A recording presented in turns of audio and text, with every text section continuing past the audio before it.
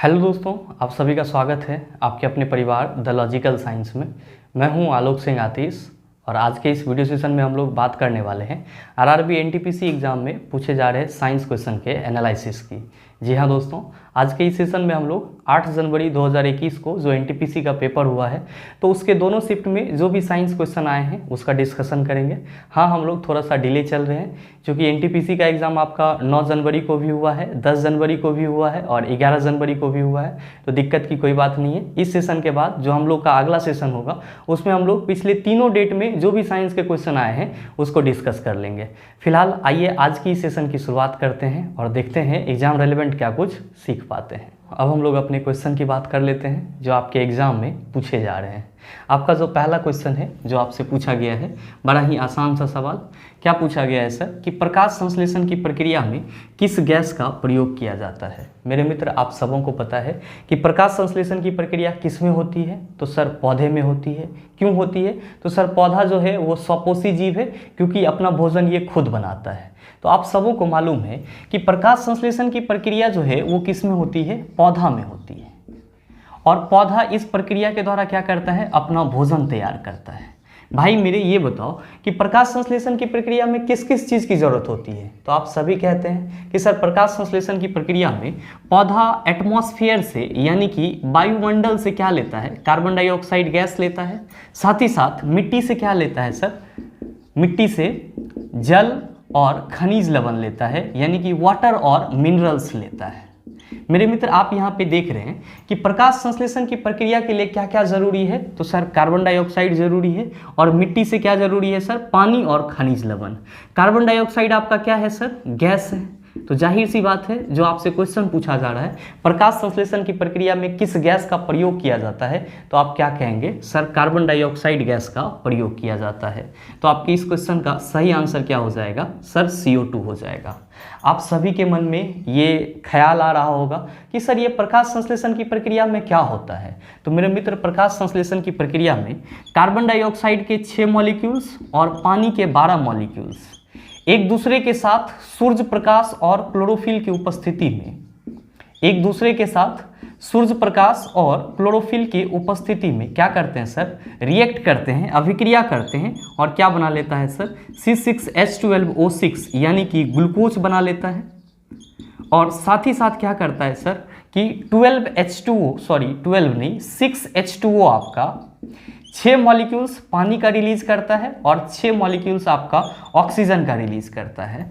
प्रकाश संश्लेषण की प्रक्रिया में कार्बन डाइऑक्साइड और वाटर एक दूसरे के साथ सूर्य प्रकाश की उपस्थिति में क्या करता है, अभिक्रिया करके ग्लूकोज बना लेता है, पानी रिलीज करता है, साथ ही साथ ऑक्सीजन गैस रिलीज करता है। और इसी ऑक्सीजन गैस का उपयोग हम लोग किस में करते हैं सर, तो अपने श्वसन की प्रक्रिया में करते हैं। मेरे मित्र ध्यान रहे, यहाँ पे आपसे क्वेश्चन पूछा गया है कि प्रकाश संश्लेषण की प्रक्रिया में किस गैस का प्रयोग किया जाता है, तो आपने बोल दिया सर कार्बन डाइऑक्साइड। लेकिन अगर आपसे ये क्वेश्चन पूछा जाए कि प्रकाश संश्लेषण की प्रक्रिया के उपरांत, प्रकाश संश्लेषण की प्रक्रिया के बाद निम्नलिखित में से कौन सी गैस रिलीज होता है या उत्पन्न होता है, तो आप क्या कहेंगे, सर ऑक्सीजन गैस उत्पन्न होता है। ध्यान आप ये भी रखेंगे कि ये जो आपका ऑक्सीजन गैस है ये प्रकाश संश्लेषण प्रक्रिया का क्या है सर, बाई प्रोडक्ट है, यानी कि उप उत्पाद है। तो आपके एग्जाम में कभी कभी ये भी क्वेश्चन पूछ लिया जाता है कि निम्नलिखित में से प्रकाश संश्लेषण प्रक्रिया का उप उत्पाद है, तो आप क्या कहेंगे, सर ऑक्सीजन कहेंगे। आपसे जो अगला क्वेश्चन पूछा गया है, क्वेश्चन नंबर 2, क्या पूछा गया है सर कि इनमें से कौन सा गैर संक्रामक रोग है। आप सबों को मालूम है कि रोग जो होते हैं वो सामान्यतः 2 प्रकार के होते हैं। एक होता है आपका संक्रामक रोग, जो अगर एक आदमी को है तो उस आदमी के संपर्क में अगर और कोई व्यक्ति आ रहा है तो उसको भी हो जाएगा। तो इस टाइप की डिजीज को हम लोग क्या कहते हैं, संक्रामक रोग कहते हैं। जैसे अभी हम लोग कोरोना महामारी के दौर से गुजर रहे थे, तो किसी एक व्यक्ति को अगर कोरोना होता है तो उसके संपर्क में जो भी आएगा उसको भी होने की संभावना रहती है। तो ऐसे रोग जो एक समूह में फैलता हो, अब चाहे वो पर्सन से पर्सन में फैल रहा हो या पर्सन से एनिमल में फैल रहा हो या फिर वायरस के द्वारा फैल रहा हो या फिर बैक्टीरिया के द्वारा फैल रहा हो, तो इस टाइप के रोग को हम लोग क्या कहते हैं, संक्रामक रोग कहते हैं। और गैर संक्रामक रोग वो होते हैं हैं जो फैलते नहीं हैं, मतलब किसी एक इंसान को है तो वो वहीं तक सीमित रहता है, अदर लोगों को नहीं जाता है। तो ध्यान रखिएगा कि आपको जो यहाँ पे ऑप्शन दिया हुआ है इन्फ्लुएंजा, डिप्थीरिया, रक्तचाप, हेपेटाइटिस ए, इनमें से आपको चूज करना है कि कौन सा गैर संक्रामक रोग है। ध्यान दीजिए, इन्फ्लुएंजा जो है ये आपका एक फ्लू टाइप का है और ये किसके चलते होता है सर, तो वायरस के चलते होता है। और ये भी क्या है सर, आपका एक संक्रामक डिजीज है, संक्रमण के चलते होता है। डिप्थीरिया सर ये बैक्टीरिया के चलते होता है, जीवाणु के चलते होता है। और मैंने अभी जस्ट आपको बताया है कि ऐसा डिजीज जो वायरस या बैक्टीरिया के चलते होता है वो क्या कहलाता है, संक्रामक रोग कहलाता है, वायरल डिजीज कहलाता है। तो इन्फ्लुएंजा वायरस के चलते हो रहा है तो ये भी आपका संक्रामक रोग है। डिप्थीरिया बैक्टीरिया के चलते हो रहा है तो ये भी क्या है सर, आपका संक्रामक रोग है। यहाँ पे ध्यान दीजिएगा, आपसे एग्जाम में एक और क्वेश्चन पूछ लिया जाता है कि डिप्थीरिया निम्नलिखित में से किससे होता है, तो आप क्या कहेंगे सर, बैक्टीरिया से होता है। डिप्थीरिया और बैक्टीरिया दोनों का प्रोनाउंसिएशन सेम है तो आप इसको याद रखेंगे। अब आपका अगला ऑप्शन है रक्तचाप, ब्लड प्रेशर। तो ब्लड प्रेशर अगर आपके घर में किसी को होता है तो ये जरूरी है कि अगर आप उसके संपर्क में आएंगे तो आपको हो जाएगा, बिल्कुल भी नहीं। और ब्लड प्रेशर जो है वो ना तो वायरस से होता है और ना ही बैक्टीरिया से होता है। दैट मीन्स क्या हुआ कि ब्लड प्रेशर जो है वो क्या है सर, आपका नॉन इन्फेक्शियस डिजीज है, यानी कि गैर संक्रामक रोग है। जबकि आपके ऑप्शन में जो हेपेटाइटिस ए है या hepatitis B, C, D, E, hepatitis कितने प्रकार के सर, 5 प्रकार के, hepatitis A, hepatitis B, hepatitis C, hepatitis D, hepatitis E. और ये सारे प्रकार किससे होते हैं सर, वायरस से होते हैं। तो जरा सा आप बताइए कि आपके इस ऑप्शन में कौन सा ऐसा रोग है जो गैर संक्रामक है। आप सभी कहेंगे सर ब्लड प्रेशर। मेरे मित्र ध्यान में रखेंगे कि रक्तचाप से, ब्लड प्रेशर से आपके एग्जाम में एक और छोटा सा क्वेश्चन पूछा जाता है कि रक्तचाप किस यंत्र से मापा जाता है। तो आप सभी ध्यान में क्या रखेंगे, एस्फिग्मोमैनोमीटर से मापा जाता है। किससे मापा जाता है सर, एस्फिग्मोमैनोमीटर से रक्तचाप यानी कि ब्लड प्रेशर को मापा जाता है। नेक्स्ट आपसे क्वेश्चन पूछा गया, डब्ल्यू के आविष्कारक हैं, आप सबों को मालूम है, टिम बर्नर्स ली डब्ल्यू के क्या है सर, आविष्कारक हैं। आप कहेंगे सर इसका फुल फॉर्म क्या होता है, तो सर इसका फुल फॉर्म होता है वर्ल्ड वाइड वेव।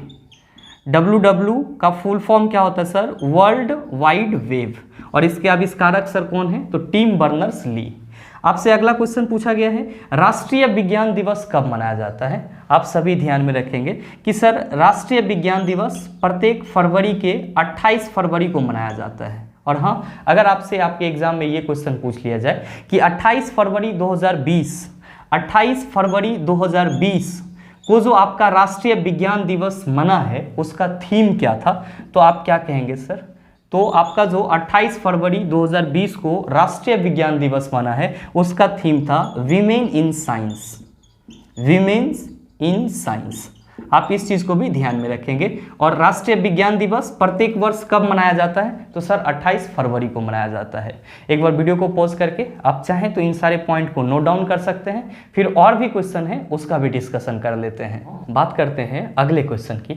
आपका जो अगला क्वेश्चन है, क्वेश्चन नंबर 5, क्या पूछा जा रहा है आपसे कि लिटमस प्राप्त होता है। जी हाँ दोस्तों, ये उसी लिटमस की बात की जा रही है जिसको आप अम्ल क्षार सूचक के रूप में जानते हो, अम्ल क्षार सूचक के रूप में जानते हो, यानी कि एसिड बेस इंडिकेटर के रूप में जानते हो। ध्यान में रखेंगे कि जो आपका लिटमस है ये कहाँ से प्राप्त होता है, तो सर ये लाइकेन नामक पौधा से। किस पौधा से सर, लाइकेन नामक पौधा से। या आप कह सकते हैं सर कि लिटमस जो है वो लाइकेन से प्राप्त होता है। अगर आपके एग्जाम में ये चीज पूछ लिया जाए कि लाइकेन जो है वो किस वर्ग का पौधा है, तो आप सभी क्या कहेंगे कि सर लाइकेन जो है ये थैलोफाइटा वर्ग का पौधा है। लाइकेन क्या है सर, थैलोफाइटा वर्ग का पौधा है। और लाइकेन से आपको क्या मिलता है सर, तो लिटमस मिलता है, जो क्या है सर, एसिड बेस इंडिकेटर है, अम्ल क्षार सूचक है। आपसे जो अगला क्वेश्चन पूछा गया है कि विटामिन B12 की कमी से कौन सा रोग होता है। ध्यान दीजिएगा, विटामिन से कुछ ज़्यादा ही क्वेश्चन पूछे जा रहे हैं, तो जिस किसी भी भाई बंधु का अपकमिंग एग्जाम होगा तो एक बार विटामिन को जरूर रिवाइज कर लेंगे। ध्यान दीजिए, आपसे पूछा जा रहा है कि विटामिन B12 की कमी से कौन सा रोग होता है। आप सभी ध्यान में रखेंगे सर, विटामिन B12 की कमी से एनीमिया नामक रोग होता है। और अगर आपसे ये पूछ लिया जाए कि विटामिन B12 का रासायनिक नेम क्या होता है? तो आप सभी कहेंगे सर कोबलोमिन या साइनोकोबलोमिन, जो आपको आसान लगे वो कह सकते हैं।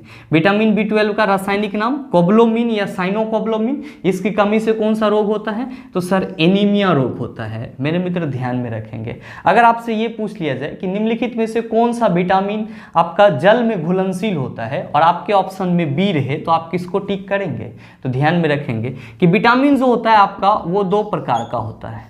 एक होता है आपका वसा में घुलनशील विटामिन और एक होता है आपका जल में घुलनशील विटामिन। और मैंने आपको बताया है कि ए, डी, ई और के ये क्या है सर? वसा में घुलनशील विटामिन है, और बी और सी जो है वो क्या है सर? जल में घुलनशील विटामिन है। ध्यान में रखेंगे कि विटामिन बी के बहुत सारे अलग अलग फॉर्म होते हैं, vitamin B1, vitamin B2, vitamin B3, इस तरह से। तो आप इस चीज़ को भी ध्यान में रखेंगे। आपसे अगला क्वेश्चन पूछा गया है, आप सभी को ये चीज़ याद होगा कि किसी तार का टेम्परेचर बढ़ा देते हैं तो प्रतिरोध क्या होगा? बढ़ जाएगा सर। तो आपसे क्वेश्चन पूछा गया था क्या सर कि यदि एक तार का तापमान बढ़ा दिया जाए तो प्रतिरोध क्या होगा? बढ़ जाएगा। क्या होगा सर? बढ़ जाएगा। नेक्स्ट आपसे क्वेश्चन पूछा जा रहा है 8वें नंबर का क्वेश्चन कि आवर्त सारणी के सबसे कम अभिक्रियाशील तत्व कौन से हैं? मेरे मित्र आपके आवर्त सारणी में जो आपका वर्ग 18 है, जो आपका वर्ग 18 है, इसी को आप क्या बोलते हो? शून्य वर्ग बोलते हो। और इसमें जो तत्व अवेलेबल हैं उसको आप क्या बोलते हो? अक्रिय गैस बोलते हो। और अक्रिय गैस किसी के साथ भी क्या करता है सर? रिएक्ट नहीं करता है, अभिक्रिया नहीं करता है। तो आपसे पूछा जा रहा है कि आवर्त सारणी के सबसे कम अभिक्रियाशील तत्व कौन से होंगे? तो जो भी आपका अक्रिय गैस होगा वो क्या होगा सर? सबसे कम अभिक्रियाशील होगा। तो आपके इस क्वेश्चन का सही आंसर सर अक्रिय गैस हो जाएगा। आप कहेंगे हमारे ऑप्शन में सर हैलोजन समूह भी है, क्षारीय मृदा धातु भी है, क्षारीय धातु भी है, तो ये सब किस ग्रुप में पाए जाते हैं? तो ध्यान में रखेंगे कि हैलोजन जो है वो आपके आवर्त सारणी के वर्ग 17 में पाया जाता है। किस में पाया जाता है? वर्ग 17 में। क्षारीय मृदा धातु, इसको हम लोग इंग्लिश में क्या कहते हैं सर? एल्केलिन अर्थ मेटल भी कहते हैं, और ये आपके आवर्त सारणी में वर्ग 2 में पाया जाता है। आपके आवर्त सारणी के वर्ग 2 में पाया जाता है। और जो आपका क्षारीय धातु है जिसको हम लोग एल्केली मेटल कहते हैं, ये आपके आवर्त सारणी के वर्ग 1 में पाया जाता है। आपके आवर्त सारणी के वर्ग 1 में पाया जाता है। और अक्रिय गैस कहाँ पाया जाता है सर? तो वर्ग 18 में, जिसको आप शून्य वर्ग भी कहते हैं। वीडियो को पॉज करके एक बार चाहें तो नोट डाउन कर सकते हैं, फिर आगे और भी कुछ क्वेश्चन है उसका भी डिस्कशन कर लेते हैं। आपका जो अगला क्वेश्चन है, क्वेश्चन नंबर 9, क्या पूछा जा रहा है आपसे? बड़ा ही आसान सा सवाल, गति का नियम किसने दिया? मेरे मित्र आप सबों को मालूम है कि गति के टोटल कितने नियम होते हैं? तो सर 3 नियम होते हैं। और आप लोग उसको क्या पढ़ते हैं sir? Newton first laws of motion, Newton second laws of motion और Newton third law of motion. मतलब ये हुआ कि जो गति का नियम है वो किसके द्वारा दिया गया? तो सर न्यूटन के द्वारा दिया गया। तो आपके इस क्वेश्चन का सही आंसर सर न्यूटन हो जाएगा। मेरे मित्र ध्यान में रखेंगे, आपसे ये भी क्वेश्चन पूछा गया था कि बल का एसआई यूनिट क्या होता है? बल का एसआई यूनिट क्या होता है? तो आप सभी क्या कहेंगे? Sir Newton. रिप्रेजेंट किससे करते हैं सर? एन से करते हैं। ध्यान में रखेंगे कि अगर आपसे ये पूछ लिया जाए कि बल का सीजीएस यूनिट क्या होता है, तो आप क्या कहेंगे सर? डाइन कहेंगे। क्या कहेंगे? डाइन। तो आप इस दोनों पॉइंट को भी ध्यान में रखेंगे। आपके एग्जाम में ये भी क्वेश्चन पूछा जा सकता है कि न्यूटन के किस गति नियम से बल के लिए परिभाषा मिलती है? तो आप क्या कहेंगे? सर न्यूटन के प्रथम गति नियम से, फर्स्ट लॉ से हमको क्या मिलती है? बल का परिभाषा मिलती है। क्या मिलती है सर? बल का परिभाषा। और न्यूटन के फर्स्ट लॉ ऑफ मोशन को ही हम लोग क्या कहते हैं सर? जड़त्व का नियम भी कहते हैं। जड़त्व का नियम भी कहते हैं। आप इस चीज़ को भी ध्यान में रखेंगे। अगर आपसे आपके एग्जाम में ये क्वेश्चन पूछ लिया जाए कि बल के लिए व्यंजक हम लोगों को न्यूटन के किस लॉ से मिलता है, F=ma जो हम लोग पढ़ते हैं, ये न्यूटन के किस नियम से आता है? तो आप सभी याद रखेंगे सर सेकेंड लॉ से। किस लॉ से सर? तो सर न्यूटन के लॉज ऑफ मोशन के दूसरे नियम से क्या होता है? आपको बल के लिए व्यंजक मिलता है। आपसे क्वेश्चन पूछा गया था सीधे सीधे गति का नियम किसने दिया? तो आप क्या कहेंगे सर? न्यूटन ने दिया। लेकिन अगर आपके एग्जाम में ये क्वेश्चन पूछ लिया जाता कि गति का समीकरण यानी कि आप लोग जो पढ़ते हैं v=u + at, s=ut + ½ at², ये जो आप पढ़ते हैं इसको आप गति का समीकरण बोलते हैं। अगर आपसे ये क्वेश्चन पूछ लिया जाए कि गति का समीकरण किसने दिया, तो आप क्या कहेंगे? सर गैलीलियो ने दिया। किसने दिया सर? गैलीलियो ने दिया। तो आप इस दोनों चीज को कंठाग्र कर लेंगे। गति का समीकरण पूछेगा तो सर गैलीलियो ने दिया, और गति का नियम पूछेगा तो न्यूटन ने दिया।